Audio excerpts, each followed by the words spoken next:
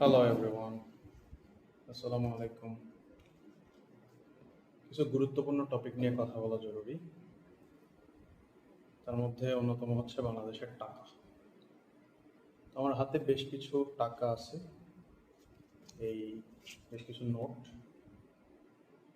তো বাংলাদেশের banking system সম্পর্কে এবং ব্যাংকারদের যে আচরণ টাকার প্রতি, এটা নিয়ে আসলে নতুন করে বলার কিছু নাই। এটা নিয়ে নতুন করে বলতে গেলে নিজেকে লজ্জা দিতে হয়, কেননা তাদের নিজের কাজের প্রতি মহব্বত থাকতে পারে, বাট দেশের টাকার প্রতি মনে হয় না তাদের কোনো মহব্বত আছে। যেমন এই যে টাকাটা, এটা 500 টাকা, জনতা ব্যাংকের বাবার টাকা। এটা হচ্ছে ন্যাশনাল ব্যাংকের বাবার টাকা। এটা হচ্ছে ইউসিবি ব্যাংকের বাবার টাকা। এটাও কোনো এক নাম না জানা ব্যাংকের বাবার টাকা। তো যেহেতু বাবার সম্পত্তি হাতে আছে, বাবার সম্পত্তিকে তো বাবার সম্পত্তির মতো ইউজ করতে হবে, ইউটিলাইজ করতে হবে। তো তারা নিজ দায়িত্বে আরো কিছু কাজ করেন, যেমন